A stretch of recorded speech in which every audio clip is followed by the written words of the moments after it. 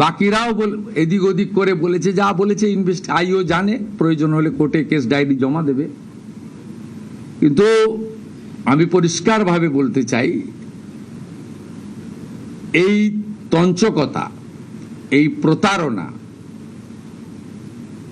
এই ধরনের সই দুর্নীতি নিজের দলের বিধায়কদের সঙ্গে নিজেরা যেটা করেছেন, নীতি নৈতিকতার প্রশ্ন তো আলাদা। আমরা আমাদের পুলিশ, রাজ্যের পুলিশ, বিএনএস এর অন্তর্গত যা করার করবে, এবং যারা তদন্তে সহযোগিতা করবেন নিশ্চয়ই তাদের কথা তদন্তকারীরা একরকম ভাববেন, আর যারা তদন্তে অসহযোগিতা করবেন তাদের জন্য আইনে যা আছে তাই হবে। এর কোনো রকম এই সরকার, যে সরকার আইনের শাসন প্রতিষ্ঠা করেছে, শাসকের আইন নয়, সেখানে আপনাদের কেউ যারা এই অবৈধ কাজ করেছেন, সই চুরি করেছেন, ছাড় পাবেন না। এটা খুব স্পষ্টভাবে আমি আপনাদেরকে জানিয়ে দিতে চাই।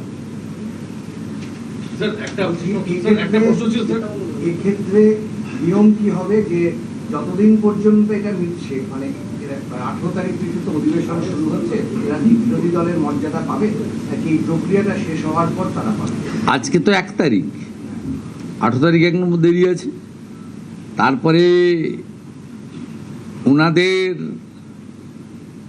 আইনে পদ্ধতিতে যা আছে করতে হবে, রেজুলেশনের সঙ্গে মিনিটস দিতে হবে, সই করে দিতে হবে, তাতে নিয়ম যা আছে সেই নিয়ম অনুযায়ী অধ্যক্ষ ঠিক করবেন, নবান্ন থেকে মুখ্যমন্ত্রী ঠিক করবেন না। আইনে কি আছে বলা আছে, কি হতে পারে না পারে, কিন্তু যারা সই জাল করেছেন তাদের বিরুদ্ধে অ্যাজ এ পুলিশ মিনিস্টার, যেহেতু মামলাটা সিআইডি টেক আপ করেছে, আমি বলতে পারি আইনে খুব কঠোর এবং কঠিন ব্যবস্থা আছে। আমরা সেই ব্যবস্থা নেব এবং আমরা প্রয়োজনীয় সুপারিশ রাজ্য বিধানসভা থেকে পুলিশ করবে। এক হচ্ছে আপনার সই অন্যজন করতে পারে না, প্রথমত। এবারে স্বীকার করতে হবে, যারা অলরেডি তো 3 জন বলেছেন আমাদের সই নয়। এবার আপনার নামটা যদি আমি লিখে দিয়ে থাকি, যিনি সেন্ডার তাকে জবাবদিহি করতে হবে কেন তিনি ফরজারি করেছেন। আইনে যা ব্যবস্থা আছে তাই হবে।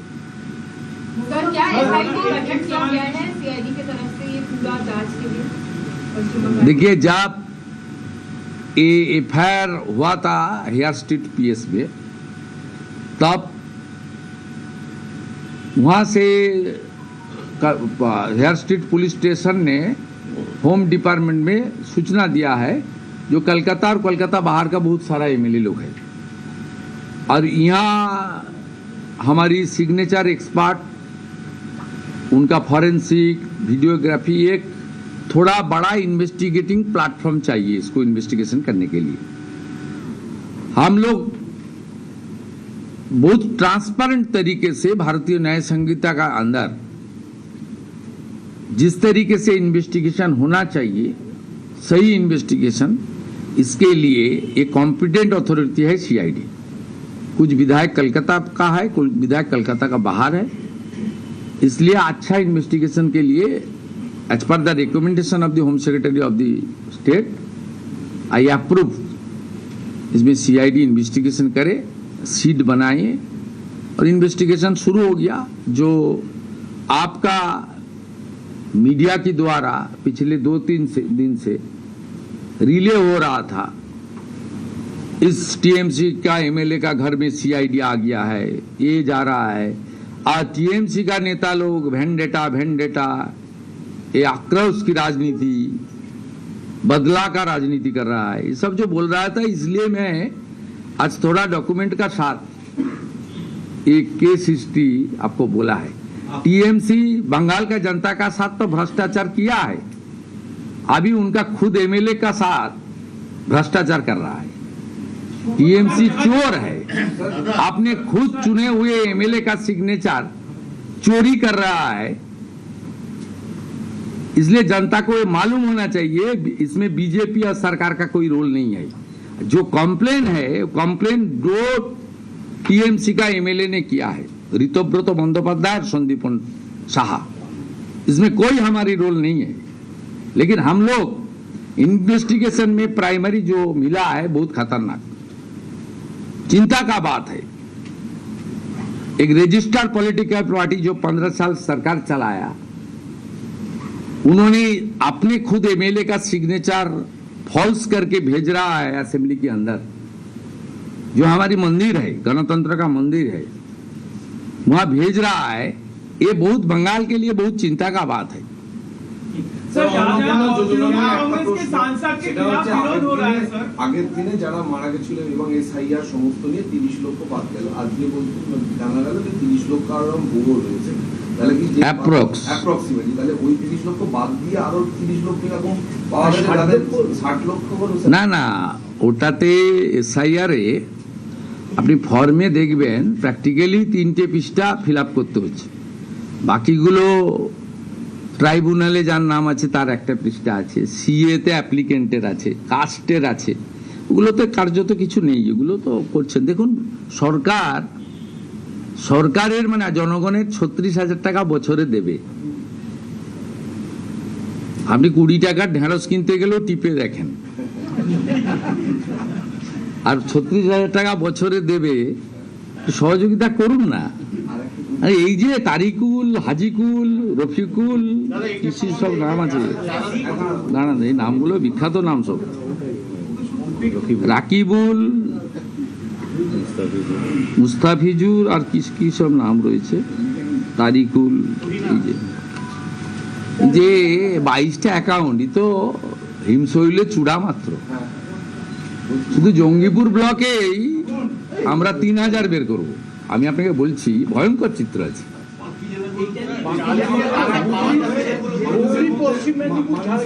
একটু আগে পশ্চিম মেদিনীপুরে একটা অ্যারেস্ট হয়েছে, দেখবেন আপনি, ফলস বার্ধক্য ভাতা, বিধবা ভাতা নিচ্ছিলেন। এরা যা করে গেছে ভয়ঙ্কর। আপনি যদি, আমরা পরিষ্কার বলেছি, পরিষ্কার দেখুন, উচিত প্রাপকরা প্রত্যেকে পাবেন, তাড়াহুড়া একদম করবেন না। আমরা বুধবার থেকেই ট্রান্সফার করতে শুরু করব এবং প্রতি 7 দিন অন্তর সংশ্লিষ্ট মন্ত্রী বা আমাদের সরকার আপনাদের ব্রিফ করে দেবে যে কত ভেরিফাইড হলো। এখনই তো ধরুন ডেলি 2 লক্ষের বেশি ভেরিফাইড হয়ে যাচ্ছে, মানে জমাটা আমি বলছি না, ভেরিফিকেশন আমরা করে নিচ্ছি, একদম জেনুইন লোকজনের লিস্টই এসে যাবে। কিন্তু যারা ভোটারে এসআইআরে যাদের নাম বাদ গেছে, তাদের মধ্যে সিএ অ্যাপ্লিকেন্ট এবং অ্যাডজুডিকেটেড ট্রাইব্যুনালে যারা আপিল করেছেন, তাদেরকে আমরা আপাতত কনসিডার করব যতক্ষণ না পর্যন্ত ট্রাইব্যুনাল বা সিএতে নিষ্পত্তি না হয়। যে ভোটারই নয়, সে কি করে সামাজিক ভাতা পেতে পারে? টাকাটা তো আপনার, টাকাটা তো কোনো পার্টির ব্যক্তির নয়। আপনি করলেন মহিলাদের জন্য, তারিকুল রাকিবুলের জন্য তো নয়, চন্দ্রকোনার টিএমসি নেতা উত্তম সাউর জন্য তো নয়। এইখানেই আমাদের সরকারের নীতি এবং উদ্দেশ্য।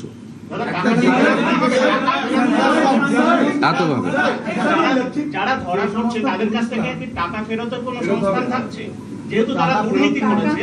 না, it is too early to say, এখনই বলা সম্ভব নয়। আমরা ভলিউম অফ মানি দেখব, যে মানি লন্ডারিং এর অ্যাক্ট রয়েছে, দেখা যাক। শাস্তি কারা পাবে? যারা নিচ্ছে তারা পাবে, বা নিয়েছে তারা পাবে, না যারা এর জন্য দায়ী আধিকারিকদের দোষ দেবেন কেন? কিছু আধিকারিক ইনভলভ, ঠিক আছে, কলকাতা কর্পোরেশন থেকে হয়েছে এগুলো, এই জঙ্গিপুরেরটাও এখানে হয়েছে। আপনি আগের সরকার কি ভেরিফিকেশন করেছে? 2 জন লিখে দিয়েছে ইনি ইমাম, উনার কোনো ধর্মীয় প্রতিষ্ঠান নেই, কোনো মসজিদে উনি অ্যাটাচ নন, তাকেও ইমাম ভাতা দেওয়া হয়েছে। আপনার এই লক্ষ্মীর ভান্ডারে ভেরিফিকেশন হয়েছে, যুবশ্রীতে ভেরিফিকেশন হয়েছে। আপনি 10 পাসকে দিয়েছেন তো, আমি আপনাকে কয়েকশো দেখিয়ে দেবো 4 পাসকে দিয়েছেন।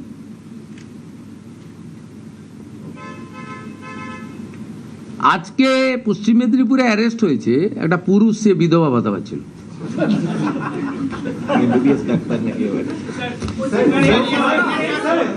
একটু একটু একটু আমাকে পরিষ্কার করতে দেন, একটু টাইম দেন।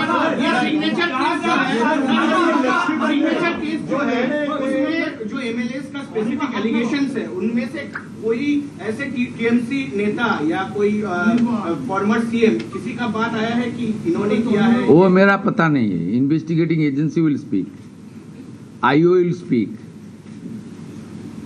मैं ये जानकारी है जो होम मिनिस्टर आप लोग को दिया, इसलिए पिछले 3 दिन में आप लोग रिले कर रहा है, बोलपुर से सीआईडी, यहाँ से सीआईडी, और टीएमसी का लोग बड़ा बड़ा बानी दे रहा था, सैराचार, भेंडेटा।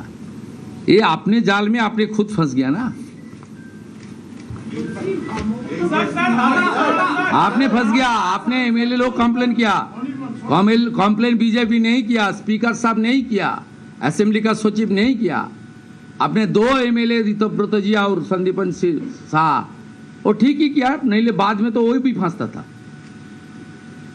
उन्होंने बता दिया लिख के, ये 14 एमएलए ब्लॉक लेटर में नाम लिख के दिया है दूसरा कोई आदमी, वो दूसरा आदमी कौन है इसको पता करना चाहिए, इसलिए इन्वेस्टिगेशन।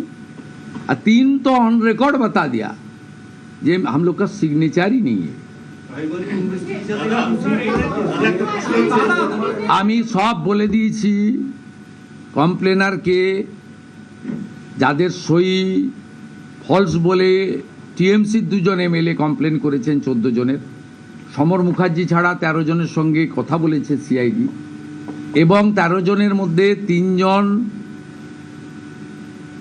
কনফেস করেছেন যে সই আমার নয়। কি করেছে আপনাদের কে? প্রাইমারি ইনভেস্টিগেশনে আছে কি সইগুলো জাল করেছে এমএলএদের? আপনি খোঁজ নিন, সব চোরেদের পাঠশালা কালীঘাটের টালির চালা।